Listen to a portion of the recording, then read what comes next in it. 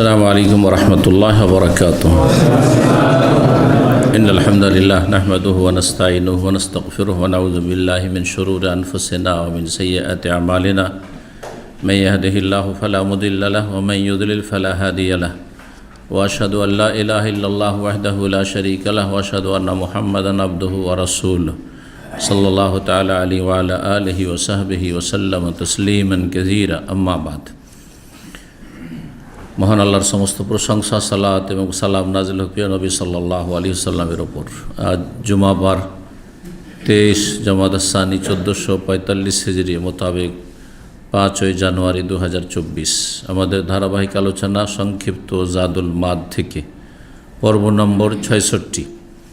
বিষয়বস্তু সালাম সম্পর্কে রাসূলুল্লাহ সাল্লাল্লাহু আলাইহি ওয়াসাল্লামের আদর্শ। দ্বিতীয় পর্ব সালাম সম্পর্কে গত সপ্তাহে পর্ব নম্বর 65তে আলোচনা হয়েছে, আর বাকি আলোচনা ইনশাআল্লাহ আজকে শেষ হবে। বলছেন লেখক, ওমিন হাদিহি সাল্লাল্লাহু আলাইহি ওয়াসাল্লাম আন্না দাখিল আল মসজিদ ইয়াবতাদিউ বিরাকাতাইন। নবী সাল্লাল্লাহু আলাইহি ওয়াসাল্লামের আদর্শ হচ্ছে যে যেই ব্যক্তি মসজিদে প্রবেশ করবে সেই ব্যক্তি প্রথম কি কাজ করবে। সৌদি আরবে আমল দেখছেন যে প্রথম ঢুকে সালাম, তাই না? সালামু আলাইকুম। আরবরা আরও জোরে দেওয়াতে অভ্যস্ত। আমাদের ইন্ডিয়া বাংলাদেশের লোকেরা দিলে মনে মনে দেয়, তো আসতে দেয়, এটা অভ্যাস। অনেকে এত জোরে সালাম দেয় যে নামাজের জন্য ডিস্টার্ব হয়, যেটা আপত্তিকর আসলে। তো সালাম দিয়ে শুরু করে প্রথম, তারপরে তাহিয়াতুল মসজিদ পড়ে, ঠিক না?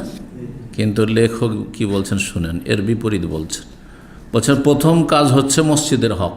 ইয়াবতাদিউ বিরাকাতাইন, প্রথম শুরু করবে মসজিদে ঢুকে 2 রাকাত সালাত। সুম্মা ইয়াজিউ, তারপরে আসবে 2 রাকাত পড়ার পরে ফায়াসাল, তারপরে সালাম বলবে, তারপরে সালামু আলাইকুম বলবে, মানুষকে সালাম দেবে। মসজিদের সালামি, তাহিয়াতুল মসজিদ মানে কি? মসজিদের সালামি আগে, তারপরে মানুষের সালামি, মানুষকে সালাম। ফাতাকুনু তাহিয়াতুল মসজিদ ক্বাবলা তাহিয়াতি আহলিহি। সুতরাং এইভাবে মসজিদের সালামি হবে মসজিদে অবস্থানকারীদের সালামের আগে। মসজিদে অবস্থানকারী আহলুল মসজিদ যারা, তাদের পূর্বে হবে মসজিদ সালামি, মসজিদের তাহিয়া। আগে মসজিদকে সালাম দেন, আর তারপরে মসজিদ ওয়ালাদেরকে সালাম দেন। ফাইন্না তিলকা হাক্কুল্লাহ, কারণ মসজিদ সালামিটা আল্লাহর হক। মসজিদের সালামি হচ্ছে 2 রাকাত সালাত আদায় করলে এটি কার হক? আল্লাহর ঘর, এটা আল্লাহর। সুতরাং এই হকটি হচ্ছে হাক্কুল্লাহ, সালাত আল্লাহর জন্য। ফাসাল্লি লিরাব্বিকা, রবের জন্য সালাত। ওয়াসসালামু আলাইহিম, আর মসজিদে অবস্থানকারী মুসল্লি বা অন্যান্য লোকেরা যারা বসে আছে, যে কেউ জিকির করছে, কেউ তেলাওয়াত করছে, কেউ বসে আছে এমনি, তাদেরকে সালাম দাও। হাক্কুল্লাহম, এটা মানুষের হক, বান্দার হক, বান্দার হক। এখন প্রশ্ন যে আল্লাহর হক আর বান্দার হক, দুটো হক যদি পাশাপাশি হয়, সাংঘর্ষিক, আপনার দুটোই হক, কোনটা আগে আদায় করতে হবে? আপনার চট করে উত্তর দেবেন যে বান্দার হক, তাই না? কারণ বান্দার হক আল্লাহ মাফ করবেন না, কিন্তু আল্লাহর হক আল্লাহ মাফ করে দিতে পারেন, এই সেন্সে বলবেন, ঠিক কিনা? এটা আর্থিক হকের ক্ষেত্রে, আর্থিক হকের ক্ষেত্রে, এই ক্ষেত্রে নয়। সেই জন্য বলছেন ওয়াহাক্কুল্লাহি তাআলা ফি মিসলি হাযা আউলা বিতাকদিম। এই ধরনের যখন মাসলা আসবে বা বিষয় আসবে, তখন আল্লাহর হক মানুষের হকের ওপর প্রাধান্য পাবে। যেমন একটি হাদিস আছে হজের ক্ষেত্রে, ওমরার ক্ষেত্রে।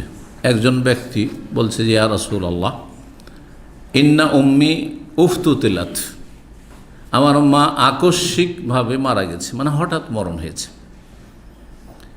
আর তার মনের একটা বাসনা ছিল যে সে হজ করবে, কিন্তু সে হজ করে যেতে পারেনি। সে যদি কথা বলার সুযোগ পেত তাহলে হজের ওসিয়তও করতে হইতো, সেটাও করতে পারেনি। তাহলে তার হজটা কি আমি আদায় করে দেব? আর অন্য রিওয়ায়াতে রয়েছে যে পুরুষের কথা, আমার বাবা ইন্না ফরিদাতাল্লাহি আলা ইবাদি ফিল হজ্জে, আদরাকা তাবি শাইখান কবিরান, আমার বাবা বার্ধক্যে পৌঁছে গেছে আর আল্লাহর হজ ফরজ আর্থিক দিকে তার উপর হয়ে গেছে, এখন সেই হজ কি আমি আদায় করি তার বদলি হজ বাবার পক্ষ থেকে, আর এখানে আমার মা মারা গেছে তার পক্ষ থেকে কি হজ আমি করব? আফা হাউজু আনহা। নবী সাল্লাল্লাহু আলাইহি বললেন যে ফাদাইনুল্লাহ আহাক্কু বিল ওয়াফা, আল্লাহর ঋণ, আল্লাহর হক বেশি অধিকার রাখে পূর্ণ করার ক্ষেত্রে। তার মানে অন্য অন্য দান সাদাকার চাইতে গুরুত্ব বেশি কিসের? এই হজের। হজের গুরুত্ব বেশি। তো হজ করো, তোমার মায়ের পক্ষ থেকে হজ করো, বাবার পক্ষ থেকে হজ করো। তো এই হাদিস এখানে কিন্তু দলিল যে এই ধরনের মাসলা মাসাইলে একটা হচ্ছে মসজিদের হক, আর একটা হচ্ছে মসজিদের মুসল্লিদের হক। মসজিদের মুসল্লিদের হক এটা মানুষের হক, আর মসজিদের হকটি হচ্ছে আল্লাহর হক। কোনটা প্রাধান্য পাবে?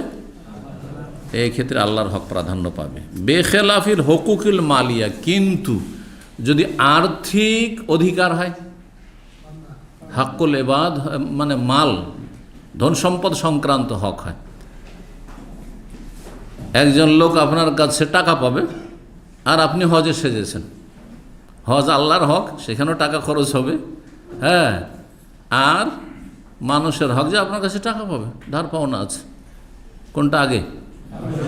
মানুষের হক আগে আদায় করতে হবে। ঋণ টিন দেওয়ার পরে বাঁচলে হজ, না হলে হজ নেই। তাই বলছেন যে এই ধরনের মাসলা যদি হয় যেখানে আর্থিক প্রাপ্যের কথা নেই, আর্থিক হকের কথা নেই, সেখানে আল্লাহর হক প্রাধান্য পাবে, আর যেখানে আর্থিক বিষয় সেখানে বান্দার হক প্রাধান্য পাবে। কারণ আর্থিক ক্ষেত্রে বান্দা মাফ করবে না, আমি পয়সা পাবো, আমার ন্যায্য অধিকার এটা, হ্যাঁ, আমি তার কাছে কাজ করেছি, চাকরি করেছি, পয়সা পাবো। আপনার এই হজ আল্লাহ কবুল করবেন না, আপনি মানুষের হক নষ্ট করে। বলছেন যে কেন আর্থিক হকের ক্ষেত্রে মানুষের হক প্রাধান্য পাবে? ফাইন্না ফিহা নেজান, কারণ এতে ঝগড়া বিবাদ লাগতে পারে। কিন্তু সালাম এমন কোন ঝগড়া বিবাদের ব্যাপার আছে? মানুষকে সালাম দেওয়া সুন্নত কাজ, হ্যাঁ, আর এটা হচ্ছে সদাচরণ। এমন বিষয় নয় যে সেটা আমার ন্যায্য অধিকার, কেন ওই করলেন না। কিন্তু টাকা পয়সার ব্যাপারে মারামারি হতে পারে, মানুষ খুন হয়ে যাচ্ছে। দুনিয়াতে অধিকাংশ ঘটনায় খুনের কারণ হচ্ছে দুটি। কে বলতে পারে? কি? হ্যাঁ, একটা হচ্ছে পয়সা আর একটা নারী। পয়সার দ্বন্দ্ব, আর না হলে নারীর দ্বন্দ্ব। আর পয়সার দ্বন্দ্বের সাথে নেতৃত্বের দ্বন্দ্ব আজকালকার জামানায় সব যুগই নেতৃত্বের লড়াইটা মারাত্মক লাগে। ওইটাও কিসের জন্য? ওকে ওর বাপের টাকা খরচ করে নেতৃত্ব দিতে হইলে কোনো দিন ঝগড়া করতে যেত না, কিন্তু জানছে যে 5টা বছর আসতে পারলে, হ্যাঁ, 200 বছর আমার আগামী যে প্রজন্ম আসছে বসে বসে খাবো, যার ফলে ভোগবিলাসের জীবনযাপন করবো। আসলে পয়সা স্বার্থ, পয়সা স্বার্থ। এই জন্য যারা ইসলামের নামে রাজনীতি করছে না, ইসলামের অপব্যাখ্যা করে একামতের দিন মানে তা রাষ্ট্রীয় ক্ষমতা, তারা ক্ষমতা না যেতে পারলেও পয়সার স্বার্থটা পুরোপুরি হাসিল হয়েছে, তারা অভাবই নেই। এটা গরিব ক্লিনের কাছ থেকেও মাসের মাসে এয়ানত নিয়ে যাচ্ছে সৌদি আরব বা আরব দেশে, যতগুলি দেশ আছে সব দেশে 10 টাকা করে তাদের যারা সদস্য আছে, খবর দিয়ে দেখবে, ওদের সদস্য হইলে ওই এয়ানত দিতে হবে ওদেরকে। পয়সার ক্ষেত্রে ভালো করে খোঁজ নিয়ে দেখেন, তাদের ছেলেমেয়েরা সবগুলি ইউরোপ আমেরিকা লেখাপড়া করছে, ইসলামের শিক্ষায় কোনো বড় আলেম নেই তাদের মধ্যে। বড় আলেম আপনি দেওবন্দীদের মধ্যে পাবেন, এমনকি বেরলভিদের মধ্যেও পেতে পারেন আপনি, সে বিভ্রান্ত হোক গা বেরলভি বা কারোর মধ্যে বিদাত আছে, সে আলাদা কথা। কিন্তু আপনি যারা ধর্মের রাজনীতি করছে তাদের বড় আলেম খুঁজে পাবেন না, একটিও নেই। বক্তা আছে, হ্যাঁ, কিন্তু কোনো আলেম নেই তাদের মধ্যে। এই আলেমের প্রয়োজন নেই তাদের। মৌলানা মওদুদীর তার পত্রিকাতে লিখেছে জি, যে ইসলাম বোঝার জন্য একজন গ্রাজুয়েট যথেষ্ট, ইসলামী শিক্ষা শিক্ষিত হওয়ার কোনো প্রয়োজন নেই। তাদের আসল মূল মুরব্বীর যদি এই চিন্তা চেতনা থাকে, তাহলে বাকিরা কি? হ্যাঁ, তার তো সব অন্ধভক্ত অনুসারী। জি, আল্লাহ হেদায়েত করুন এদের অনিষ্ট থেকে আল্লাহ দেশকে, সমাজকে, জাতিকে রক্ষা করুন। ইসলামের নামে দেশকে এরা ধ্বংস করে দেবে। জি, চরমপন্থী তৈরি করছে। এদের বক্তব্য, এদের লিখনি সমাজে জঙ্গি তৈরি করেছে। এই 60 বছরের আগে এইরকম জঙ্গি ছিল না। জঙ্গি মনোভাবের যুবকদেরকে এ কোত্থেকে জঙ্গিবাদ শিখল? মারতে হবে, খুন করতে হবে, নেতাদেরকে মারতে হবে, আর এরা তাগুত, এরা ইসলামের শত্রু, এরা মুনাফের, এরা কাফের, এইসব ফতোয়া আপনি 70-80 বছর আগে, মওদুদির আগে পাবেন না, আপনি ইখওয়ানিদের আগে পাবেন না, আপনি খুব কম। এদের কোনো অস্তিত্ব ছিল না। আল্লাহ হেফাজত করুন। বলছেন যে ধন সম্পদের বিষয়ে ঝগড়া বিবাদ হইতে আল ফারকু বাইনাহুমা হাজাতুল আদমি ওয়া আদাম ও ইত্তিসাইল মালি আদাইল হাক্কিন। আর দুটোর মাঝে পার্থক্য হচ্ছে যে মানুষের প্রয়োজন, একজন মানুষের প্রয়োজন হচ্ছে টাকা, টাকা পাবে সে, তার প্রত্যেকের প্রয়োজন আছে। যে আপনাকে ধার কর্জা দিয়েছে অথবা যার টাকা পয়সা আপনি বেইমানি করেছেন তার প্রয়োজন আছে, সেই ক্ষেত্রে ছাড় নেই, তার হক আগে আদায় করেন। আর ধন সম্পদে এত নাই যে দুটো হক আদায় করতে পারবেন, তখন আল্লাহর হক হজ উমরা, আর বান্দার হক হচ্ছে ধার কর্জা বা মানুষের যদি বেইমানি করে থাকেন সেটা তাকে ফিরিয়ে দেওয়া। তাহলে এই ক্ষেত্রে দুটো হক যদি একসাথে নিয়ে না চলতে পারেন তখন কোনটাকে প্রাধান্য দেবেন? বান্দার হকে প্রাধান্য দেবেন। কিন্তু দুটো হক নিয়ে চলতে পারলে দুটো হক আদায় করেন। এই বছরে হজও করতে পারবেন না, হজের টাকাও আছে, আর ঋণ পরিশোধ করার ক্ষমতা আছে, ঋণ আগে পরিশোধ করেন তারপরে হজে সাজেন। দুটো করতে পারলে সবচেয়ে ভালো। ওয়ালাহাজা, এই ব্যাখ্যার ভিত্তিতে ফাইওসান্নলে দাখিল মসজিদে, মসজিদে প্রবেশকারীর জন্য সুন্নত হচ্ছে এজা কানা ফিহে জামাআহ সালাস ও তাহিয়াত মোতারাত্তেবা, যদি সেখানে একদল বসে থাকে তাহলে 3টি সালামি রয়েছে। মসজিদের 3টি হক, মসজিদে গেলে 3টি সালামি তাহিয়া রয়েছে, একটি আর একটির পর, মানে বিতরতিব, পর্যায়ক্রমে, মোরাত্তাবা মানে পর্যায়ক্রমে। আহাদা, প্রথম হচ্ছে যখন প্রবেশ করবেন মসজিদের হক বিসমিল্লাহ, আল্লাহর নাম নেওয়া, আর তারপরে নবী সাল্লাল্লাহু আলাইহি ওয়াসাল্লামের হক আদায় করা কি? ওয়াসসালাতু ওয়াসসালামু আলা রাসূলিল্লাহ, সালাতু সালাম রাসূলুল্লাহ সাল্লাল্লাহু আলাইহি ওয়াসাল্লামের প্রতি। জি, তার মাধ্যমে আপনি মসজিদ চিনেছেন, মসজিদ বানানো শিখেছেন, মসজিদে এসে সালাত আদায় করা শিখেছেন, হেদায়াত নসিব হয়েছে। ওয়াসসালাতু ওয়াসসালামু আলা রাসূলিল্লাহ, আর তারপরে যে দোয়া রয়েছে আল্লাহুম্মা আফতাহলি আবওয়াবা রাহমাতিকা আউযু বিল্লাহিল আযীম ওয়া বিওয়াজহিল কারীম ওয়া সুলতানিল কাদীম মিনাশ শাইতানির রাজীম পড়তে পারেন তো ভালো, মুস্তাহাব। একটি হক হচ্ছে মসজিদে বিসমিল্লাহ ওয়াসসালাতু ওয়াসসালামু আলা রাসূলিল্লাহ, মসজিদ একটি হক। সুম্মা ইউসাল্লি তাহিয়াতুল মসজিদ, তারপর তাহিয়াতুল মসজিদ পড়বেন, মসজিদের হক আদায় 2 রাকাত সালাত আদায় করে। ফালা ইয়াজলিস, অতক্ষণ বসবে না, হাত্তা ইউসাল্লি, যতক্ষণ 2 রাকাত পড়ে না নেবে। সুম্মা ইউসাল্লিম আলাল কওম, তারপরে যে লোকেরা বসে আছে তাদেরকে সালাম বলবেন। তাহলে ইমাম ইবনুল কাইয়িম রাহিমাহুল্লাহর মত, শেখ আব্দুল্লাহ হাবের মত যে আগে কি মসজিদের সালামে, তারপরে মানুষের সালামে, সালাম পরে দেবেন। কিন্তু আজকাল যদি বলেন কি নতুন ফতোয়া, কিন্তু নতুন নয়, 700-800 বছর আগের কিতাব ইবনুল কাইয়িম রাহিমাহুল্লাহ জাদুল মাদ, মূল জাদুল মাদের সংক্ষিপ্ত আকার। শাইখুল ইসলাম আহমদ আব্দুল্লাহ হাব যে আরব জগতের মুজাদ্দিদ সংস্কার, তার সংক্ষিপ্ত আকার এই কিতাব। বাড়িতে প্রবেশ করার ক্ষেত্রে ওয়াকানা ইযা দাখালা আলা আহলিহি, নবী সাল্লাল্লাহু যখন বাড়িতে প্রবেশ করতেন বিল্লাইলে, রাতে, দিনে হইলে তো জোরে সালাম দিলেন, অসুবিধা নেই, কারণ দিনে আসল হচ্ছে যে সবাই জেগে আছে। কিন্তু ব্যতিক্রম যদি হয় যে আপনি রুমে ঢুকছেন আর জানেন যে এরা নাইট ডিউটি করে, দিনে ঘুমায়, তাহলে এটা অবশ্যই খেয়াল রাখতে হবে। সাধারণত মানুষ দিনে ঘুমায় না, কিন্তু ঘুমাবার সময় যদি হয় জানেন যে আমার বাড়িতে জোহর থেকে আসর বিশ্রাম করে, খাওয়া দাওয়ার পরে, এটা অনেকের অভ্যাস আছে এরকম।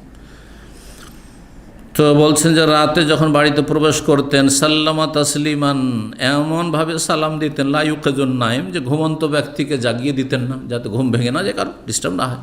ওয়াসমাউল ইয়াকজান, আর জাগ্রত থাকলে যেন শুনতে পায়, জেগে থাকলে শুনে নাই, আর ঘুমিয়ে থাকলে ঘুমের কোনো ডিস্টার্ব না হয়, কোনো ক্ষতি হলো। আস্তে, এমন আস্তে যে শুনি, আশেপাশের লোক শুনি আসসালামু আলাইকুম, ঘুম ভাঙবে? ঘুম ভাঙবে না। কিন্তু রুমে ঢুকে ব্যাচেলর রুমে যারা থাকছে এরা সালামের সুন্নত শিখেছে, কিন্তু মানুষের সাথে সদাচরণ শিখেননি।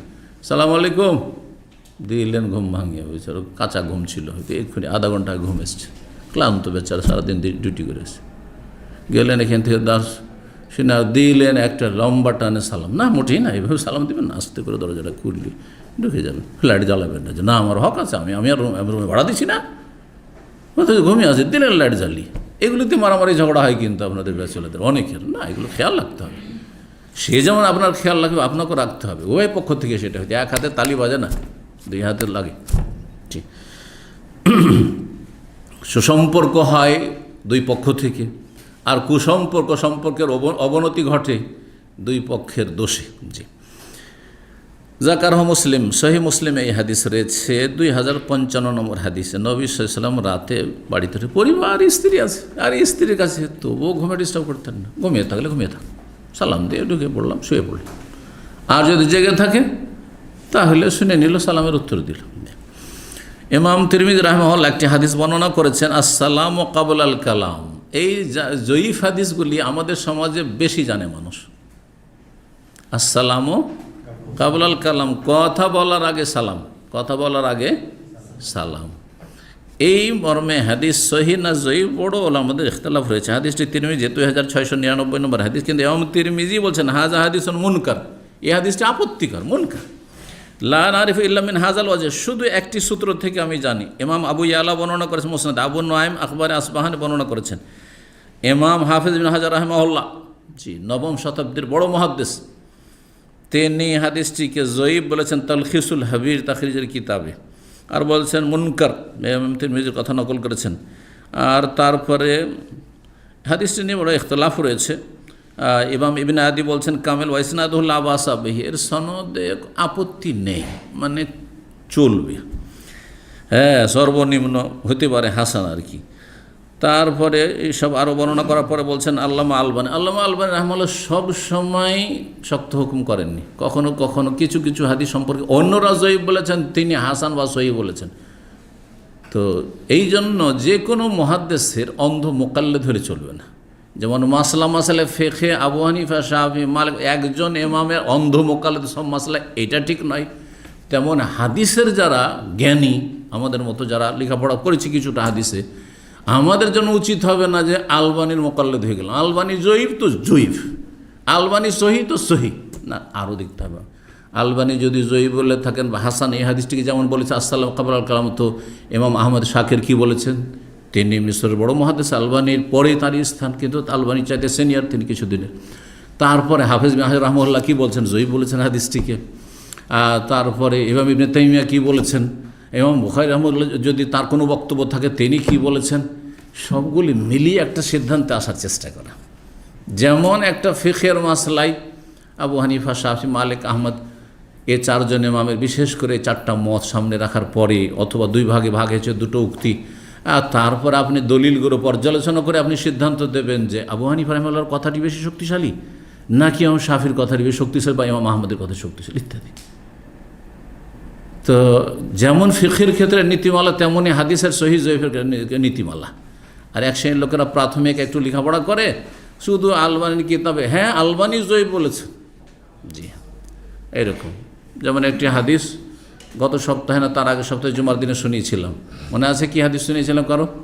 হাদিসটি হচ্ছে এলম শিখা ফরজ সম্পর্কে, তালাবুল ইলমে ফরিজাতুন আলা কুল্লি মুসলিম, দিনের জ্ঞান অর্জন করা ফরজ প্রত্যেক মুসলিমের উপর। বোঝা গেছে? এই হাদিস সম্পর্কে আপনার সহিহ না জয়ীফ কারো জানা আছে কিছু? কারো জানা থাকলে বলবেন, আর যদি না জেনে থাকেন তো আজকে শুনিলেন। এই হাদিসকে একদল মুহাদ্দিসরা জয়ীফ বলেছেন, আর একদল সহিহ বলেছেন, আর একদল হাসান বলেছেন। যেমন ইমামের পেছনে ইমামের তেলাওয়াত শুনলে সূরা ফাতিহা পড়বো না, তিনটি মত। একটা হচ্ছে পড়েই যাবে না, সিররি হোক আর জাহরি হোক, তাই না? আবু হানিফার মত। আর একটি মত হচ্ছে যদি শোনেন তো পড়বেন না মুক্তাদি, কিন্তু না শুনলে পড়তে হবে, তাহলে জোহর আসর পড়তে হবে, হ্যাঁ, মাগরিবের তৃতীয় রাকাতে পড়তে হবে, এশার তৃতীয় চতুর্থতে পড়তে হবে। ইমাম আহমদ আর ইমাম মালিকের মত, ইমাম শাফির মত, ইমাম বুখারীর মত। আরে শোনেন আর না শোনেন সবসময় পড়তে হবে, হ্যাঁ, সবসময় পড়তে হবে। সূরা ফাতিহা ছাড়া নামাজ হবে না, কোনো নামাজ হবে না তার কাছে, যে এরি সেরি কিছুই হবে না। এখন তিনটের একটাকে ধরে বন্ধ হবে নাকি? না, এটা সম্পর্কে আমাকে পড়াশোনা করতে হবে, যদি পড়াশোনার যোগ্যতা থাকে তাহলে। ঠিক তেমনই এখন এই হাদিসটি দিনের জ্ঞান অর্জন করা ফরজ প্রত্যেক মুসলিমের ওপর। এই হাদিসটি সহিহ না হাসান না জয়ীফ, মত তিনটি। কিন্তু আমরা এই হাদিসটি দিয়ে আমাদের প্র্যাকটিক্যাল করাতো, যে হাদিস সহিহ জয়ীফ যে আমরা থিওরিটিক্যাল পড়লাম, হ্যাঁ, পড়ার পরে কায়দা কানুনগুলোকে ফিট করা। একটা হাদিস, যে হাদিসটা নিয়ে মতবিরোধ রয়েছে, ছাত্রদের দিয়ে দেওয়া হয়তো, আমাদেরকে প্র্যাকটিস করা হয়েছে। যে কোনো সাবজেক্ট কিন্তু প্র্যাকটিস আছে না নেই? টেলারিং শিখছেন, টেলারিং আগে শিখিয়ে দিল যে এইভাবে করতে হয়, এভাবে এই জামা কাপড় এই তৈরি করতে হয়, তারপর এখন কাটিং করো, সেলাই শিখো, কাটিং শিখো, ঠিক না? হাতে নাতে না শিখলে হবে না যে কোনো জিনিস। ঠিক তেমনি হাদিসের সহিহ জয়ীফ আমাদেরকে এভাবে করা হয়েছে, ক্লাসে একটু করে হাদিস দিয়ে দেওয়া, অথবা দিয়ে দেওয়া হলে কালকে স্টাডি করে নিয়ে আসতে হবে, কারণ ক্লাসে তো এত কিতাব নেই। সুতরাং লাইব্রেরিতে চলে গিয়ে পুরা হাদিসটা সম্পর্কে যত কথা আছে আইমায়ে কেরামদের আর সনদের পর্যালোচনা আছে করে সিদ্ধান্তটা পেশ করতে হাদিসটা সহিহ না জয়ীফ। তিনটি মতের কোনটা ঠিক, সহিহ না হাসান না জয়ীফ, বোঝা গেছে? তো শেষ পর্যন্ত আমাদের যে ওস্তাদ ছিলেন, তিনি চায়নায় একটা এলাকা, যেই যুগে অনেক আগে, কয়েকশো বছর আগে থেকেই এই চায়নার জালেম কমিউনিস্টরা বড় জুলুম অত্যাচার করেছে। যেমন রাশিয়াতে স্টালিনের যুগে মুসলিমদেরকে খুন করে, মুসলিম নিধন করেছে জালেম কাফের কমিউনিস্টরা, নাস্তিকরা, ঠিক তেমনই চায়নাতে করেছে। তো কাশগড়, তুর্কিস্তান, এখনও মজলুম সেখানকার মুসলমান, ইউঘর নাম শুনছেন তো? তো সেখানকার ছিলেন। আর ওখানকার চেহারা যদিও অনেক আগে, হয়তো 100 বছর বা তার আগে, তার দাদা আমলে বা তার আগে সৌদি নাগরিকত্ব পেয়েছেন, আর খুব সিনিয়র প্রফেসর ছিলেন আব্দুর রহিম কাশকারি। কাশগড় একটি জায়গা, কাশগড় পর্যন্ত ইসলাম পৌঁছেছিল সাহাবায়ে কেরামদের আমলি। জি, তো চীন পর্যন্ত পূর্ব দিকে, আর পশ্চিম দিকে আপনার পশ্চিম আফ্রিকা পর্যন্ত, হ্যাঁ, মরক্কো পর্যন্ত, আটলান্টিক পর্যন্ত, এক কথা। তো তিনি বললেন যে হাদিসটি সম্পর্কে আমরা সবাই নিয়ে এলাম, কেউ বললো যে হাদিসটা জয়ীফ, তার পর্যালোচনা, কেউ বললো হাসান। তো হাদিসটির সম্পর্কে সঠিক মত হচ্ছে, মধ্যম পন্থা হচ্ছে হাদিসটি হাসান, মানে আমলযোগ্য, গ্রহণযোগ্য। কারণ বিভিন্ন সূত্র থেকে এসছে, বিভিন্ন সূত্র থেকে যদি আসে, হালকা দুর্বলতা থাকে, যে দুর্বলতাকে তার ঘাটতি পূরণ করা যেতে পারে, তাহলে হালকা জয়ীফ হাদিসও একাধিক সূত্রের কারণে হাসান হতে পারে। তো যাই হোক, হাদিসটি হাসান। এই হাদিসটি সম্পর্কে আল্লামা আলবানী হাসান বলেছেন মিশকাতের তাহকিকে 4653 নম্বর। তাহলে এই হাদিসটি প্রসিদ্ধ আমাদের দেশের হাদিস, হাসান বলা যেতে পারে, আলবানী বলেছেন, কিন্তু অন্যরা জয়ীফও বলেছেন। ইবনে ওমর রাদিয়াল্লাহু তাআলা আনহু হতে মুসনাদ আহমদ একটি হাদিস, আসসালামু ক্বাবলা সওয়াল। তবে বিষয়টি স্বীকৃত যে মানুষের সাথে কথা বলার আগে কিন্তু সালাম দেবেন। কথা বলার আগে এই নয় যে কি খবর, কেমন আছেন, সালামু আলাইকুম, না, কি করবেন, সালাম দেবেন। এখানে আরেকটা মশলা, গুরুত্বপূর্ণ মশলা বলি, যেটা আমাদের দেশের আমল আর আরবের আমলে পার্থক্য রয়েছে। বক্তব্য শুরু করার সময় আরবরা কখন সালাম দেয়, কোনোদিন খেয়াল করেছেন কেন বক্তব্য শুরু করলে? আর আমাদের ইন্ডিয়া বাংলাদেশের বক্তারা কখন সালাম দেয়? আমরা কখন সালাম দিই সাধারণত? আমি গিয়ার চেঞ্জ করি না, আরবদের গিয়ার এটাতে আসেনি, ওই দেশি তরিকাতেই চলছি। কীভাবে সালাম দিই?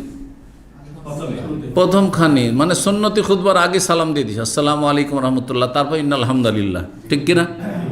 একটা তো ঢুকলাম তখন সালাম, ওটা ঢুকার সালাম, প্রবেশের প্রথম সাক্ষাতের সালাম। কিন্তু আলোচনা শুরু করার সময় আগে সালাম না আগে সুন্নতি খুতবা? আগে সালাম। এটা হচ্ছে ভারতীয় প্রচলন, ভালো করে শুনে, এটা হচ্ছে ইন্ডিয়া, বাংলাদেশ, পাকিস্তানের প্রচলন, আমল। কিন্তু আরবরা কি আমল করে কোনোদিন আরবি বক্তব্যে খেয়াল করেছেন? আর না খেয়াল করে থাকেন, কোনো মসজিদের দার্স হয়তো, তাহলে দেখবেন, যদি লেকচার হয় তাহলে দেখবেন যে আগে আল্লাহর প্রশংসা গুণগান করে নেবে, ইন্নাল হামদুলিল্লাহি নাহমাদুহু ওয়া নাস্তাইনুহু ওয়া নাহমাদুহু ওয়া নসাল্লি আলা, যা কিছু পড়ে, আলহামদুলিল্লাহ ওয়াসসালাতু ওয়াসসালামু আলা রাসূলিল্লাহ ওয়া বাদ, হ্যাঁ, আইয়ুহাল ইখওয়া আসসালামু আলাইকুম ওয়া রাহমাতুল্লাহি ওয়া বারাকাতুহু। দেখুন, তারপরে বলবে হে ভাতৃমণ্ডলী আসসালামু আলাইকুম ওয়া রাহমাতুল্লাহ। তার আল্লাহর প্রশংসা করার পরে, কারণ এটাতে কিন্তু আপনাদের সম্বোধন করা হচ্ছে না, এই যে সুন্নতি খুতবা, এটা আপনাদের সাথে কথা বলিনি। তো বলবেন যে আপনি যে কথা বললেন, আপনাদের সাথে কোথায় কথা বলেছি, আমি তো আল্লাহর প্রশংসা করছি। ভালো করে বিষয়টা বুঝেন, কিন্তু এটা কোনোদিন আলোচনা আমি করিনি, কিন্তু বিষয়টা জানার, কারণ অনেক আলেমে এখানে বিব্রত, বলছেন না আমাদেরটা ঠিক, যে আরবেরটা ঠিক। তো আরবেরটা বেশি ঠিক, জায়েজ না জায়েজে কোনো অসুবিধা নেই। আল্লাহর প্রশংসা করলাম, তখন আপনাদের সাথে কোনো কথা নেই, ইন্নাল হামদুলিল্লাহ নাহমাদুহু ওয়া আশহাদু আল্লা ইলাহা ইল্লাল্লাহ ওয়া আশহাদু আন্না মুহাম্মাদান আবদুহু ওয়া রাসূলুহু, এতক্ষণ পর্যন্ত আল্লাহর সাথে আল্লাহর গুণগান চলল আর শাহাদাত চলল, তাওহীদের আর সালাত, ঠিক না?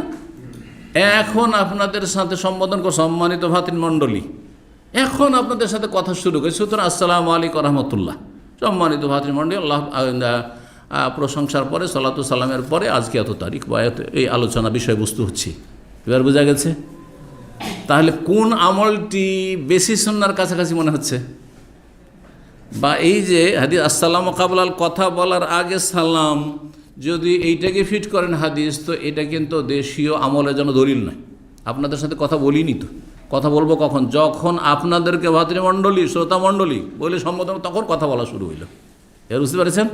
জি হ্যাঁ, এ হাদিসে রয়েছে আসসালামু কাবলা সওয়াল, জিজ্ঞাসাবাদের আগে সালাম। কেমন আছেন, ছেলে মেয়ে কেমন আছে, তার আগে আগে সালাম, এটা ঠিক আছে।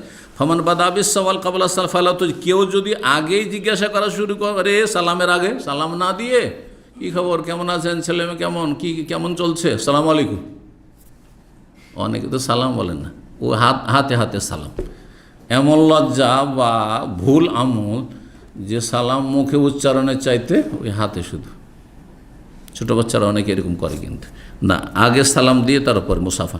ফালা তুজিব, জবাব দেবে না। কেউ যদি আগেই কথা বলা শুরু করে জিজ্ঞাসাবাদ, তাহলে কোনো উত্তর দেবে না।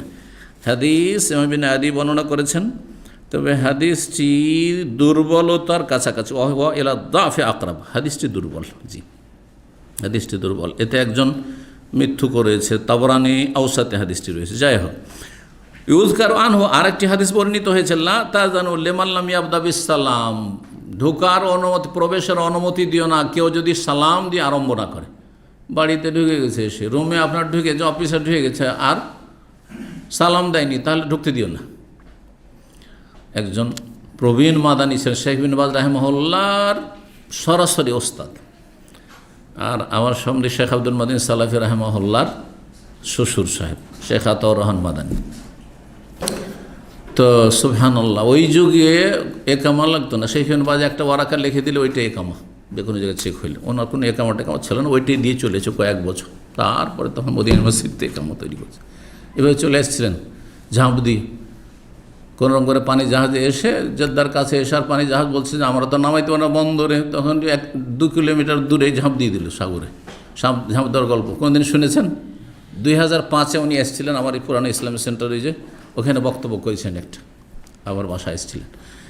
এখনও বেঁচে আছেন, 100 বছর বয়স প্রায় হয়ে গেছে, আল্লাহ যেন সুস্থ রাখেন, একটু অসুস্থই আর কি বয়সের সাথে। তো তিনি, তার ছেলেরা কেউ বাড়িতে প্রবেশ করছে বা কেউ যদি প্রবেশ করে যায় আর সালাম না দেয়, আর এই মাদ্রাসা থেকে আসলে স্কুল থেকে ঢুকে গেল, সালাম দিল না, এটা অনেক সময় করছে না বাচ্চারা, বলছে যাও গেটের বাইরে যাও, গেটের বাইরে যাও দিয়ে সালাম দিয়ে ঢুকো। বুঝছেন? আমার বাচ্চারাকে আমি শিখিয়ে দিচ্ছি, প্রথম বলে দিয়েছি সালাম না দিলে কিন্তু বাড়িতে ঘুরে গিয়ে আবার ওই গেট থেকে এসে সালাম দিয়ে ঢুকতে হবে। তো এখন অভ্যাস, আসবে যদি আমি রুমেও থাকি, এসে সালাম দেবে ছেলে মেয়ে, তারপর তখন ও গিয়ে জামা কাপড় খুলবে। জি, তো বলছেন যে লা তাজানু লিমান লাম ইয়াবদা বিস সালাম, কেউ যদি সালাম দিয়ে আরম্ভ না করে, তাহলে তাকে অফিসে, আপনার ঘরে বা আপনার বাড়িতে প্রবেশের অনুমতি দেয়, আগে সালাম।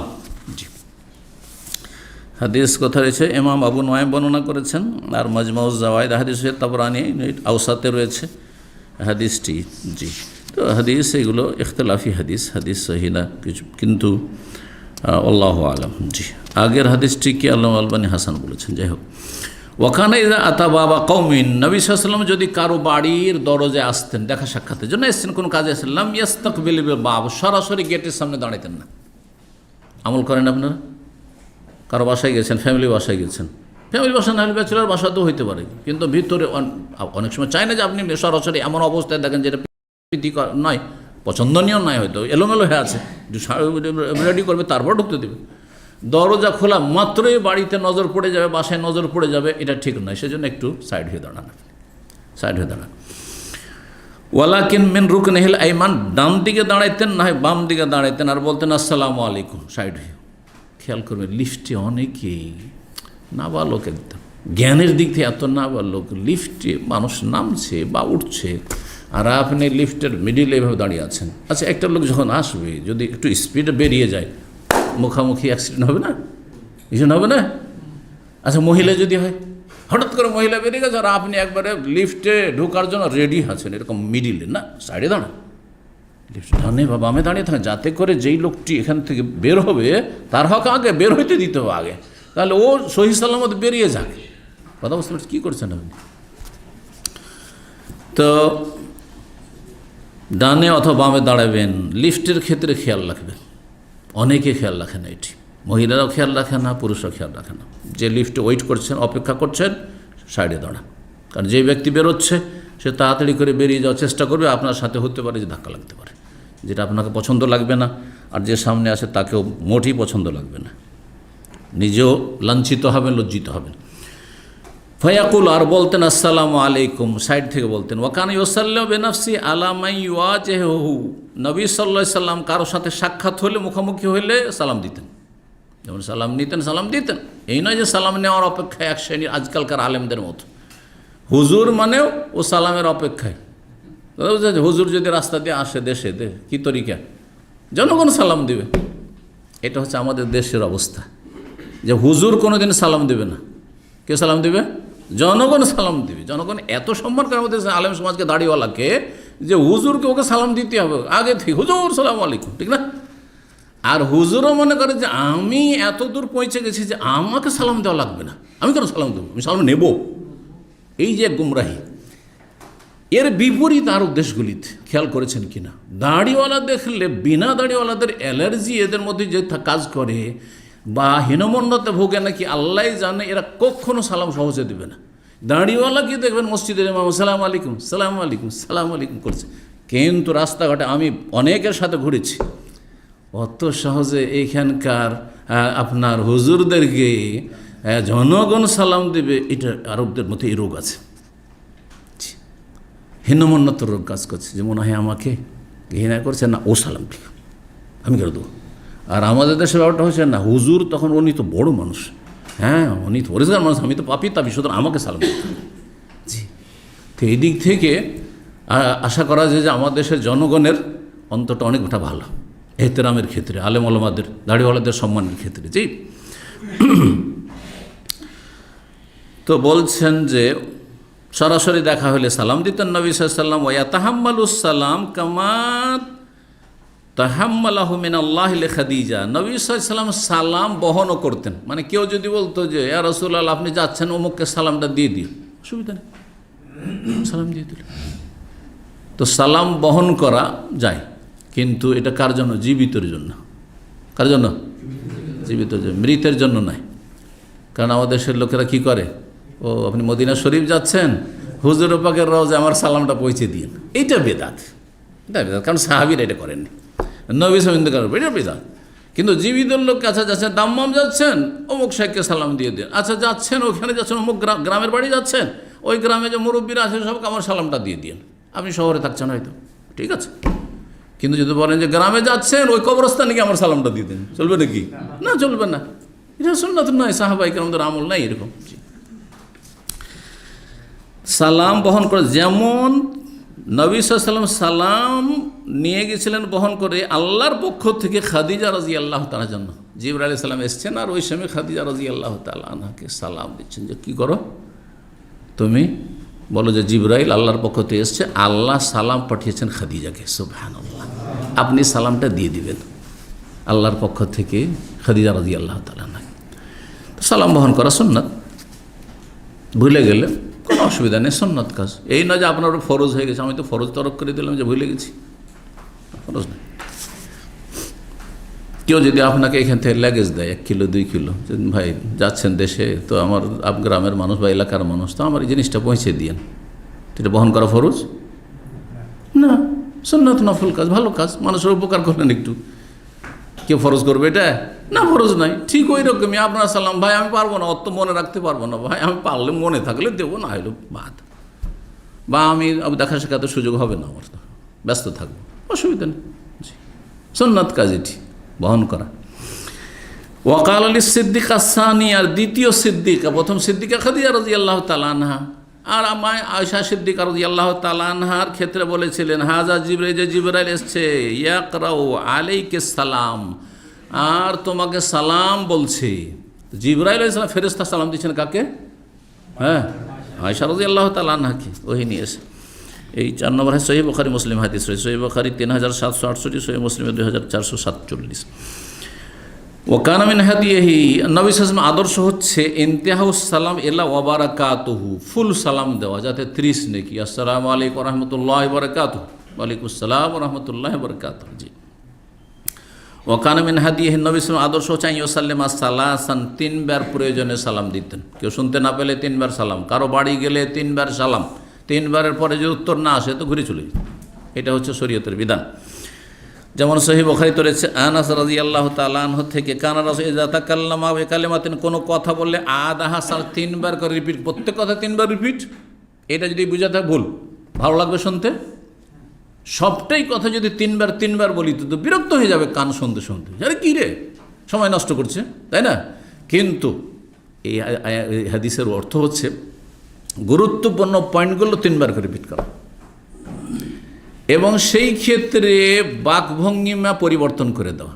একই শব্দ হুবহু বলা ভালো লাগবে না মানুষকে, কিন্তু একই কথা যদি বিভিন্নভাবে বলি, একজন হয়তো এইভাবে বুঝতে পারলো না, আরেকভাবে বললাম, সোজা করে গড়িয়ে, তাহলে সুবিধা হবে, বুঝতে সুবিধা হবে, সকল স্তরের লোকেরা বুঝতে পারবে। তো মেন পয়েন্টগুলি, যেই পয়েন্টটা মানুষের মনে রাখলে বাকি বিষয়টা সে উপলব্ধি করতে পারবে, বা এইটা অন্তত জেনে রাখা দরকার।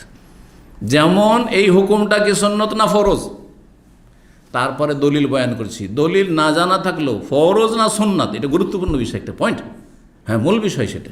ওই রকম তো 3 বার করে বলতেন, হাত্তা তুফাম, যাতে বুঝতে পারে। ওয়াইজা আতা আলা কওমিন, আর কোনো সম্প্রদায়ের কাছে আসলে ফাসাল্লাম আলাইহি সালাম দিলে সাল্লাম সাল্লাম, 3 বার সালাম দিতেন। 3 বার সালামের ব্যাখ্যা, তাহলে কখন? যখন শুনতে না পায় তখন সালাম, কারো বাড়িতে গেলে 3 বার সালাম গেটে গিয়ে, আর তা যদি প্রথম সালামে না শোনে বা না খুলে, দ্বিতীয় সালামও খুললো না, শুনলো না, তৃতীয় সালাম। আর আরেকটা কেউ ব্যাখ্যা করেছেন যে প্রথম আসলেন তখন, যেমন এলাম সালাম আলাইকুম, আমার কিন্তু 3 সালাম হয়ে যাচ্ছে। প্রথম আসলাম যখন সালাম আলাইকুম, আলোচনা শুরু করলাম তখন সালাম আলাইকুম, বিদায় গেলাম তখন আপনার সালাম আলাইকুম, 3 বার এরকম সালাম। বুঝলি, সে 3টা সালাম এইভাবে হইতে পারে। ওয়াকানা মিন হাদিহি, 3 বার সালাম। ওয়া লাআল্লাহু ফিল জামে, বলছেন ব্যাখ্যাকারী, ব্যাখ্যা করতে গিয়ে লেখক, যে এটা কোনো অনুষ্ঠানে, যেখানে কোনো মজলিসের লোকজন আছে, তাহলে প্রথম ঢুকলে যেমন ব্যাখ্যা করলাম যে মজলিসে 3 বার সালাম, সব জায়গায় যেখানে সেখানে রাস্তা দেখা হয়ে গেল তারপর সালাম আলাইকুম, সালাম আলাইকুম, সালাম আলাইকুম, এটা বাঞ্ছনীয় না? মোটেই না, এটা সুন্নত নয় যে বারবার করে একটা কথা বলবেন। জি। আল কাসির আল্লাযী লাম তাবলুগহুমুল মাররা, অনেক সংখ্যা লোকের আছে একবার বলে হয়তো সবাই শোনেনি। বুঝতে পারছেন যে অনেকে কিন্তু ভ্রুক্ষেপ করলো না আমার সালামের জন্য, তখন বলেন সালাম আলাইকুম, এদিকে লোকগুলো শোনেনি, আসসালামু আলাইকুম, সালাম আলাইকুম, বিদায়। এইভাবে প্রয়োজনে 3 সালাম, 3 বার করে। ওয়াইদা জান্না আন্নাহু লাম ইয়াহসুল ইসমা, যদি ধারণা হয় যে শুনতে পায়নি বিল আউয়ালি ওয়া সানি, প্রথমবার দ্বিতীয়বার, তাহলে ওমান তাআম্মাল হাদিয়াহু, নবী সাল্লাল্লাহু আদর্শ নিয়ে যদি কেউ গভীরভাবে চিন্তা করে, আলেমা জানতে পারে আন্নাত তাকরীরা আমরুন আরিজ, যে সালামের পুনরাবৃত্তি বা 3 বার করে রিপিট করা এটা সাময়িক বিষয়, মাঝে মধ্যে কখনো, আর মানে টেম্পোরারি, এটা সবসময় নয়। ওখানে আবদু মাল্লাকিবিস সালাম, আর যার সাথে সাক্ষাৎ হতো নবী সাল্লাল্লাহু আলাইহি ওয়াসাল্লাম নিজেই সালাম দেওয়ার চেষ্টা করতেন, এটা হচ্ছে আদর্শ। সেই ব্যক্তি সবচেয়ে ভালো, কিন্তু হাদিস আছে ও খায়রুহুম আল্লাযী আবদা বিস সালাম ওয়াইজা সাল্লাম আলাইহি, যদি সালাম দিয়ে দিত আহাদুন রাদ্দা আলাইহি মিসলাহা, কমপক্ষে তার সমান উত্তর দিতেন, আও আহসানা, অথবা তার চেয়ে বেশি সুন্দর করে সালামের উত্তর দিতেন, আলাল ফর, সাথে সাথে, লেট করে নাই, ইল্লা লিউজ, তবে যদি কোনো অসুবিধা থাকে, আপত্তি থাকে, এখন উত্তর দিতে পারছে না, নামাজ পড়ছি, বাথরুমে আছি, একজন লোক সালাম আলাইকুম, বাথরুমে শুনতে পাচ্ছি, আমি জবাব দেবো নাকি? না, জবাব দেবো না, সালাত আদায় করছি, সাথে সাথে জবাব দেবো, সাথে সাথে জবাব দেওয়া যায় হাতের ইশারা, ডান হাতে ইশারা করে দিল, ব্যাস। কিন্তু মুখে সালামের উত্তর দিলে নামাজ নষ্ট হয়ে যাবে। আমার নামাজটা শেষ করার পর ওয়ালাইকুম আসসালাম, সে থাকলেও না থাকলেও। জি। বলছেন যে নবী সাল্লাল্লাহু সমান সমান। কেউ যদি ওয়াবারাকাতুহু পর্যন্ত বলেছে তাহলে নবী সাল্লাল্লাহু ওয়াবারাকাতুহু বলেছে সমান। কেউ যদি আসসালামু আলাইকুম রহমতুল্লাহ আসসালামু আলাইকুম, তো নবী সাল্লাল্লাহু ওর চাইতে ভালো রহমতুল্লাহ বা ওয়াবারাকাতুহু পর্যন্ত বলেছেন। এটাই সূরা নিসার আয়াতে বলা হয়েছে, ওই যা হুইয়িতুম বিতাহিয়াতিন ফাহাইয়্যু বিআহসানা মিনহা আও রুদ্দুহা। আর এটা গিফটের ক্ষেত্রেও মিসালা কাজাইল হাজা, যদি কাজায় হাজাতে রয়েছেন, হ্যাঁ শৌচ কার্যে রয়েছেন, পেশাব পায়খানায়, তাহলে তখন সালামের উত্তর দিতেন না। সালামের উত্তর দেওয়া যায় না, কিন্তু সালাম দেওয়া যায় রয়েছে। যেই ব্যক্তি বাথরুমে আছে আর আপনার তাকে অন্তত একটা মেসেজ দিয়ে দেওয়া যে আমি চলে যাচ্ছি আসসালামু আলাইকুম, বা আমি এসছি আপনার অফিসে আপনার সাথে দেখা করতে, আপনার এতে অসুবিধা নেই সালাম দিতে। ওয়ালাম ইয়াকুন ইয়ারুদ্দু বিয়াদিহি, আর যদি হাত দ্বারা দিতেন না, মাথার দ্বারাও ইশারা করলেন না, ওয়ালা বেশ আঙ্গুল দ্বারা ইল্লা ফিস সালাতে, হ্যাঁ কোনো সালামের উত্তর নবী সাল্লাল্লাহু আলাইহি ওয়াসাল্লাম হাত দ্বারা দিতেন না। যেমন আজকাল অনেকে করছে সালাম মুখে নেই, মুখে নেই শুধু হাতে, এটা বেদাত, এটা ইহুদিদের সালাম, জায়েজ নয়। কিন্তু মুখের সাথে হাতের যদি প্রয়োজন হয় তাহলে হাতের ইশারা বা মাথার ইশারা জায়েজ আছে। দূরে থেকে দেখছেন, রোডের এই মাথায় আপনি আছেন আর ওইদিকেও আরেকজন আছে, সালাম আলাইকুম বললে শুনতে পাবেন না, গাড়ি চলছে, সালাম আলাইকুম মুখে বলে হাত উঠালেন, অথবা সালাম আলাইকুম বুঝে নিলেন যে এরকম করছে, তার মানে সালাম দিচ্ছে। গ্লাস বন্ধ আছে, গাড়ি চলছে আর গাড়ি থেকে সালাম দিচ্ছে, আরবরা দেখেছেন সালামও দেয় তার সাথে হাত খান এরকম করে, এটা হচ্ছে ইশারা, জায়েজ আছে। তো নবী সাল্লাল্লাহু আলাইহি ওয়াসাল্লাম হাত দ্বারা ইশারা করতেন না, মাথার দ্বারা ইশারা করতেন না, আঙ্গুল দ্বারাও ইশারা করতেন না, একমাত্র সালাত ছাড়া, সালাতের ভিতরে হইলে। আর এই রকমই যদি শুনতে না পায়, তখনকার যুগে তো গাড়ি ছিল না, উটের পিঠ থেকে ওপর থেকে উটের পিঠে চড়ে আছেন কেউ, আর কেউ নিচে আছেন, তো শুনতে তার অসুবিধা নেই। কিন্তু দূরে যদি থাকেন, অথবা কোনো বহিরের লোককে আপনি সালাম দিচ্ছেন, তাহলে কি করবেন? ইশারা করতে হয় মুখে, কিন্তু মুখে বললে সালাম আলাইকুম, সালাম আলাইকুম শুনুক আর না শুনুক সালাম আলাইকুম, এইভাবে।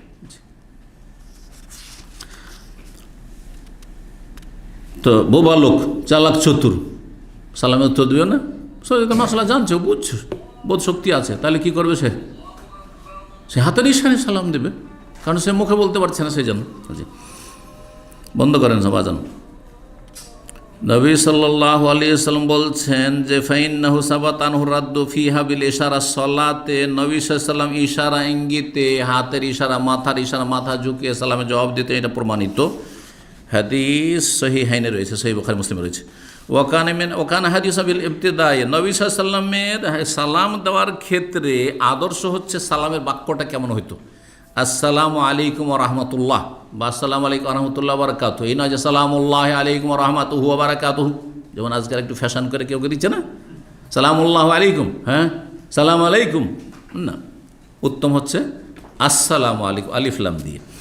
ওয়াকরাহু আন ইয়াকুল, আর অপছন্দ করতেন যেই ব্যক্তি প্রথম সালাম দিচ্ছে সেই ব্যক্তির এইভাবে বলাটাকে অপছন্দ করতেন, মাকরুহ। কি আলাইকুম সালাম বা আলাইকুম আসসালাম না, এটা জবাবে, কিন্তু প্রথম সালাম দিচ্ছেন আর আপনি বলেন আলাইকুম আসসালাম, না না, ওয়া তো বলবেন না, ওয়া কিসের উপর? এবং মানে আপনার সালামের উপর, তো ওয়াও তো এখানে লাগবে না, কিন্তু ওয়াও ছাড়া যদি আলাইকুম আসসালাম বলেন এটি মাকরুহ, এটি সুন্নত নয়।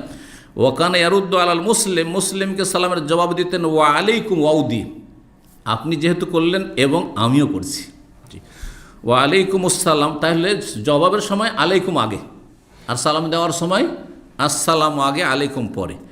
তো জবাবের সময় বিল ওয়াও দ্বারা, ওয়ালাউ হাজাফার রাদ, ওয়াও যদি হজফ করে তো জায়েজ কিনা। একদল বলছে লা ইয়াসকুতু বি ফারজুর রাদ্দি, ওয়াও শহর না বললে আপনার ফরজ আদায়, ওয়াজিব আদায় হবে না, মানে সালাম ঠিক হবে না। এটা কট্টর ফতুয়া, কট্টরপন্থী ফতুয়া। আমাদের দেশে কিছু বক্তাদের ফতুয়া আছে না, একটা ভুল করলে সব বাতিল, ওই রকম ফতুয়া হয়ে গেল এটা। লিআন্না মুখালিফুল লিস-সুন্নাহ, সুন্নাহর খেলাফ, সেই জন্য এমনকি ফতুয়া দেখে যদি আমাদের নামাজ বাতিল, ভুল ফতুয়া একবার। একটা সুন্নাত ছাড়লে একটা নেকি, একটা অংশ নেকি কমলো, তার যে নেকিটা আছে, কিন্তু সালাত বাতিল করে দিবেন, এই ফতুয়া চরমপন্থী ফতুয়া, এক শ্রেণীর বক্তাদের ফতুয়া, কোনো আলেমের ফতুয়া না এটা, তাকে আলেম মনে করাটাই ভুল। জি। ওয়ালি আন্নাহু লা ইয়ালামু, আর সে জানছেন হাল রাদ্দা ও ইবতাদা তাহিয়া, যদি আপনি ওয়াও না লাগান, শুধু আলাইকুম বলেন, তাহলে বোঝা যাচ্ছে না যে আপনি জবাব দিচ্ছেন না সালাম শুরু করছেন। সেই জন্য ওয়াও দিয়ে বলতে হবে। এই যুক্তিতে আর সুন্নতের খেলাফ, সেই জন্য তারা বলছে না ফরজ আদায় হবে না, ওয়াজিব আদায় হবে না। ওয়াজাহাবাত তায়েফাত, দ্বিতীয় দল বলছেন এলা আন্নাহু সাহিহ, সুন্নত হচ্ছে ওয়ালাইকুম আসসালাম ওয়াও দিয়ে, কিন্তু ওয়াও ছাড়াও যদি কেউ বলে সালামের জবাবে আলাইকুম আসসালাম তো জায়েজ বলছেন। এই মতটি ইমাম শাফি স্পষ্ট করে, নাসসা আলাইহি শাফি, ইমাম শাফি এবং আলোচনা করেছেন। আর দলিল হিসাবে পেশ করেছেন সূরা জারিয়াতের আয়াত, সূরা জারিয়াতের আয়াত। ইব্রাহিম আলাইহিস সালামের কাছে ফেরেশতারা এসেছিলেন না, তারপরে সালাম বলেছিলেন। ফাকালু সালামান, ফেরেশতারা সালামান বলেছিলেন, তখন জবাবে কি বলেছিলেন? কালা সালাম বলেননি, ওয়ালাইকুম সালাম বা ওয়াসালাম বলেননি, ওয়াও দি। তার বোঝা গেল ওয়াও ছাড়াও জবাব হতে পারে, কোরআনে রয়েছে এবং ফেরেশতার সাথে ইব্রাহিম আলাইহিস সালামের সালামের আদান প্রদান রয়েছে সূরা জারিয়াত। আসসালামু আলাইকুম লাবুদ্দ মিন হাযা ওয়ালাকিন হাসান আল হাযফু ফির রাদ্দ লিআজাল হাযফি ফিল ইবতিদাই, শুরুতে যেহেতু যে সালাম দিয়েছেন সেখানে সালামান আছে, তো সেই জন্য এখানেও ওয়াও নেই। ওয়াহতাজাল্লাহু বিরাদ্দিল মালাইকা আলা আদম আল মত, আদম আলাইহিস সালাম যখন সালাম দিয়েছেন ফেরেশতাদেরকে, তখন জবাবে কি বলেছিলেন? ফেরেশতাকে সালাম দিলেন কে গিয়ে? আদম আলাইহিস সালাম। হাদিস পড়েছেন না এর আগে? গত সপ্তাহে তো আলোচনা করেছি। জবাবে কি বলেছিলেন, কার মনে আছে? কারো মনে নেই, দেখেন হাদিসটি। আসসালামু আলাইকুম রহমতুল্লাহ, তখন জবাবে বলেছিলেন আসসালামু আলাইকুম রহমতুল্লাহ, ওয়ালাইকুম আসসালাম বলেননি, আলাইকুম দিয়েও বলেননি আর ওয়াও দিয়েও বলেননি, আসসালামু আলাইকুম। আর সহিহ বুখারীতে হাদিসটি রয়েছে, সুতরাং জবাব হয়ে যাবে তাহলে। কিন্তু উত্তম সুন্নত হচ্ছে ওয়ালাইকুম আসসালাম রহমতুল্লাহ বারাকাতুহু। অল্প একটু আলোচনা আছে সালামের, এটা সেরেননি, যেহেতু আজানের পর 10 মিনিট টাইম থাকছে। নবী সাল্লাল্লাহু আলাইহি ওয়াসাল্লাম আদর্শ আহলি কিতাব ইহুদি নাসারাদেরকে সালাম দেওয়ার ক্ষেত্রে, দেখেন ইহুদি নাসারাদের ক্ষেত্রে কিছু ডিসকাউন্ট আছে, কিন্তু সালামে ডিসকাউন্ট নেই। বিবাহ সাথে ডিসকাউন্ট আছে, হিন্দুর সাথে নেই, মুশরিকের সাথে নেই, নাস্তিকের সাথে নেই, কথা বোঝা গেছে? কিন্তু আহলি কিতাব যদি সতী সাধ্য হয় তো আহলি কিতাবদের মেয়ে বিয়ে করা যাবে, ছেলেকে মেয়ে দেওয়া যাবে না, মুসলিম মেয়ে, শরীয়তের বিধান, ঠিক কিনা? কিন্তু সালামের ক্ষেত্রে বলছেন যে নবী সাল্লাল্লাহু আলাইহি ওয়াসাল্লাম আদর্শ আহলে কিতাবের সালামের ক্ষেত্রে সাহা আনহু সহিহ সূত্রে প্রমাণিত, নবী সাল্লাল্লাহু আলাইহি ওয়াসাল্লাম থেকে লা তাবদাউহুম বিসসালাম, ইহুদি নাসারাকে সালাম শুরু করিও না, তোমরা সালাম দেবে না। সালাম না দিয়ে শুভ সকাল বলতে পারেন, good morning, good evening, good নুন, আফটারনুন, এগুলো বলেন চলবে, সাবাহাল খায়ের, সাবাহান নূর, কোনো অসুবিধা নেই।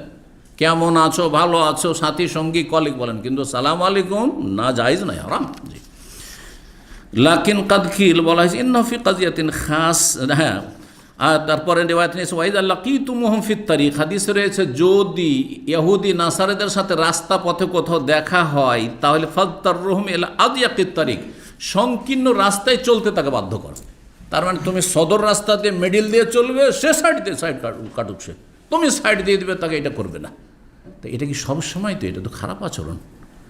ইসলামের কি শিক্ষা এটা সবসময়ের জন্য না? বলছেন বিশেষ পরিস্থিতিতে, কখন, যখন হারবি থাকবে, অর্থাৎ ইসলাম মুসলিমের বিরুদ্ধে যখন ইহুদি নাসারা যুদ্ধ করছে, মানে ইসরায়েলি ইহুদি যখন হবে তখন, আর তারা যুদ্ধ করছে মুসলিমদের বিরুদ্ধে, হ্যাঁ তার সাথে এইরকমই আচরণ করতে হবে, রূঢ় আচরণ করতে হবে। কিন্তু যারা আমাদের সাথে শান্তিপ্রিয় আর শান্তির সাথে বসবাস করতে চায়, তাদের সাথে আমাদের সদাচরণ করতে হবে। আল্লাহ সদাচরণ করতে বলেছেন কোরআনে। জি জি, এই জন্য বলছে এটি বিশেষ অবস্থায় ফি কাজিয়াতিন খাসা লাম্মা সারা এলা বানি কোরাইজা, বানু কোরাইজা কত বিশ্বাস গাদ্দার ছিল, তারা গাদ্দারি করেছিল, তখন তাদের ক্ষেত্রে বলা হয়েছিল যে তাদেরকে গিয়ে সালাম দিবে না ইহুদিদেরকে, এরা হারবি, হ্যাঁ এদের যুদ্ধ লাগিয়ে রেখেছে এরা। ফাহাল হুয়া আমন ফি আহলি জিম্মা, সমস্ত আহলে জিম্মা যারা জিজিয়া দিচ্ছে তাদের সম্পর্কে বিষয়টি আম, আন্না কি আউ ইয়াখতাসু বেমাকানা হালহু কাউলাইকা, এইরকম যদি কার অবস্থা থাকে, মানে কেউ যদি যুদ্ধ বাঁধিয়ে রাখে। লাকিন সাহিহ মুসলিমে রয়েছে ওয়ালা তাবদুল ইয়াহুদ ওয়ান নাসারা বিসসালাম ওয়া ইযা লাকিতুম আহাদাহুম ফি তারিক, রাস্তায় যদি সাক্ষাৎ হয় কোনো ইহুদি নাসারার সাথে, ফাজতাররুহিল আযক, সংকীর্ণ রাস্তায় তাকে চলতে বাধ্য করো। এই হাদিস যেমনটা বললাম যে সহিহ মুসলিমেও রয়েছে, জি সহিহ মুসলিমের হাদিস, মুসনাদ আহমদে। জাহির আন্না হাযা আমুন, সবার জন্য, যে কোনো ইহুদি নাসারার ক্ষেত্রে। ওয়াখতালাফির রাদ্দ আলাইহিম, জবাবের ক্ষেত্রে জবাব দেওয়া যাবে কিনা, সালাম তো দেওয়া যাবে না, কিন্তু জবাব দেওয়া যাবে কিনা এই ক্ষেত্রে ইখতিলাফ রয়েছে। ওয়াসসাওয়াব ওজুবহু, লেখক বলছেন সালামের জবাব দেওয়া উচিত অমুসলিম হইল, কারণ সে যদি সততার অন্তরে সততার সাথে সালাম দিয়ে থাকে, সে আপনাকে নিয়ে উপহাস ঠাট্টা করছে না, হ্যাঁ, অথবা বদদোয়া করছে না, যেমন নবী সাল্লাল্লাহু আলাইহি ওয়াসাল্লামের জন্য বদদোয়া করতো, হ্যাঁ, কেরা এই ইহুদিরা, আসসালামু আলাইকুম মানে মরণ হোক, সেই জন্য ওয়ালাইকুম বলা হয়েছে। ওয়ালাইকুম এমনি শিক্ষা দেওয়া হয়নি আমাদেরকে, বরং আমাদের শিক্ষা দেওয়া হয়েছে সে যদি ভালো নিয়তে বলে তুমি তাকে ভালো দোয়া দাও। কিন্তু সালাম মানে কি জান্নাত নয়, সালাম মানে হেদায়েত, সালাত মানে দুনিয়ার সুখ শান্তি, আমার সাথে ভালো আচরণ করছে, তুমিও সুখে থাকো আমি সুখে থাকি, এইরকম দোয়া কাফেরকে দেওয়া জায়েজ রয়েছে। আর হেদায়েত ছাড়া সুখী কিসের, কয়দিনের সুখ? হেদায়েতের দোয়া হলো তার জন্য। বলছেন অল ফারকু বাইনাহু ওয়া বাইনা আহলিল বিদআহ, হ্যাঁ আচ্ছা, বেদাতিকে যে সালাম দেওয়া সালাফে সালেহ নিষেধ করেছেন, তো বেদাতির চাইতে খারাপ কাফের নয় কি? না বেদাতিরা কাফের চাইতে খারাপ? এটা কারো সংশয় হইতে পারে, উত্তর দিচ্ছেন বেদাতিদের ক্ষেত্রে যেহেতু শরীয়তের বিধান আন্না মামুরুনা বিহাজরিহিম, যে বেদাতিদেরকে পরিহার করতে হবে, হ্যাঁ, তাদের সাথে সম্পর্ক ছেদ করার নির্দেশ দেওয়া হয়েছে। কেন? দেখেন, ইহুদি নাসারা হিন্দু আমাকে ইসলাম ধর্মের ক্ষেত্রে বিভ্রান্ত করতে পারবে না, কিন্তু সুফি বিদাতিরা ধর্মীয় পোশাক পরে কি করছে? ভুল ইসলামের শিক্ষা দিয়ে জাহান্নামে নিয়ে যাচ্ছে। এই জন্য বিদাতি মোল্লাকে কুণ্ঠাসা করার জন্য, সমাজে স্থান না দেওয়ার জন্য, তাকে সালাম দেবেন না, তাকে তার আপ্যায়ন করবেন না, তাকে বসতে দেবেন না, ঠিক আছে এটা, জি, যদি পরিস্থিতি বাধ্য না করে, যদি দুর্বল হন সেটা ভিন্ন বিষয়, কিন্তু যদি সেখানে স্ট্রং, আহলে হাদিস গ্রামে বিদাতি মোল্লাকে নিয়ে এসে ওয়াজ করাবেন, হারাম, হারাম আপনার জন্য। জি, বলছেন নবী সাল্লাল্লাহু আলাইহি ওয়াসাল্লাম থেকে আরও প্রমাণিত যে নবী সাল্লাল্লাহু একবার মজলিস দিয়ে অতিক্রম করছিলেন, সেখানে আখলাতু মিনাল মুসলিমিন ওয়াল মুশরিকিন, মুসলিম ছিল মুশরিক ছিল, সবাইকে সালাম দিয়েছেন।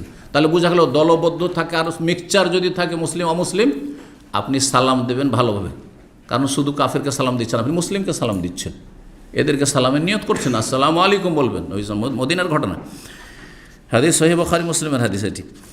হেরাকলকে যখন লিখেছিলেন, মানে রোমের রাজা, সব রোম সম্রাটকে চিঠি লিখেছিলেন, সেখানে কিন্তু আসসালামু আলাইকুম বলে, আসসালামু আলা মান ইত্তাবাল হুদা, হেদায়েতের যে অনুসারী হবে তাকে সালাম, এভাবে ঠিক আছে। অমুসলিমকে বলেন তুমি যদি হেদায়েতের অনুসরণ করো তাহলে তোমাকে সালাম, না সালাম নয়। ওয়ায়ুযকারু আনহু নবী সাল্লাল্লাহু আলাইহি ওয়াসাল্লাম থেকে আরও প্রমাণিত তুজজি আনিল জামাতে, এক দল যদি থাকে একজন দুজন সালাম দেওয়া যথেষ্ট। সালামের জবাবের ক্ষেত্রে সবাই জবাব দিতে হবে ফরজ নয়, উত্তম এটি।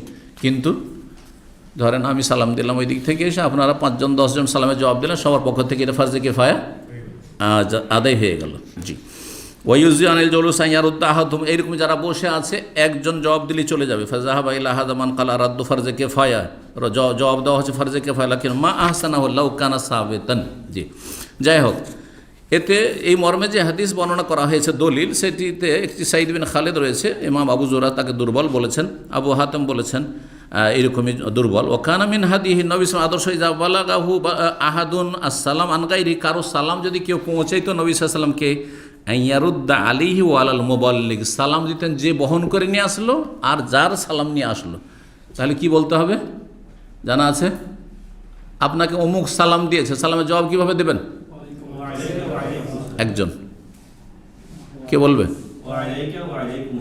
ওয়ালাইকে ওয়া আলাইহিস, ওয়ালাইকুম তো তোমারই হয়ে গেল, ওয়ালাইকে ওয়া আলাইহিস সালাম, ওয়ালাইকে মানে তোমার ওপর, ওয়ালাইহে মানে ওর ওপর যে পাঠিয়েছে। জি, ওয়া আলাইহিস সালাম বলছিলেন, ওয়ালাইকা ওয়া আলাইহিস সালাম। জি, এভাবে দিতেন। অমিন হাদিহি, নবী সাল্লাল্লাহু আলাইহি ওয়াসাল্লাম আদর্শ তারকুস সালাম ইবতিদাআন ওয়া রাদ্দান আলা মান আহদাসা হাদাসান হাত্তা ইয়াতুব, কোনো যদি পাপী জানতেন যে পাপ করেছে, কবিরা গুনাহ করেছে জানতেন, তাহলে নবী সাল্লাল্লাহু আলাইহি ওয়াসাল্লাম সালাম দিতেন না, আর সালামের জবাবও দিতেন না, পানিশমেন্ট শুরু যতক্ষণ তওবা না করত। তাহলে পাপীকে, একটা লোক নামাজের সময় বসে আছে, জামাত হয়ে গেল আর বসে আছে, সালাম দিবেন? জায়েজ নয়। তাকে সালাম দিবেন মসজিদ থেকে বেরিয়ে, যদি বলে ভাই আমি নামাজ পড়তে যাচ্ছি ভাই, তো ঠিক আছে, তাহলে সালাম আলাইকুম, না হলে সালাম না। এটি হচ্ছে রাসূলুল্লাহ সাল্লাল্লাহু আলাইহি ওয়াসাল্লাম আদর্শ। এখানে আলোচনা শেষ করছি। জাযাকুমুল্লাহ খাইর। ওয়া সাল্লাল্লাহু আলা মুহাম্মদ ওয়া আলা আলিহি ওয়া সাহবিহি।